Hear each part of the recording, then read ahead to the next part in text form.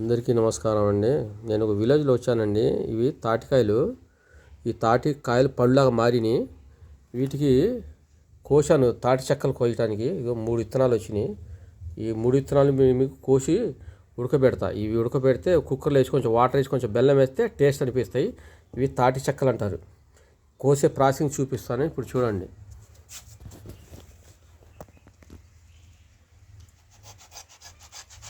ఇట్లా కోస్తారు.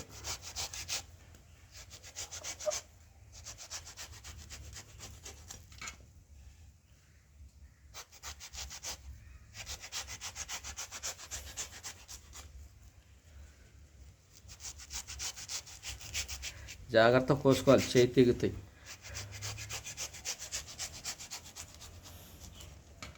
ఇట్లా ఉడకబెట్టుకోవాలండి. ఉడకబెడితే మంచిది, కాల్షియం అంట, మంచిది. దయచేసి లైక్ చేయండి. ఈ విలేజ్ల్లో దొరుకుతాయి, సిటీలో దొరకదు కాబట్టి తెలియని వాళ్ళకి తెలియజేద్దామనే ఉద్దేశంతో ఈ వీడియో తీశాను.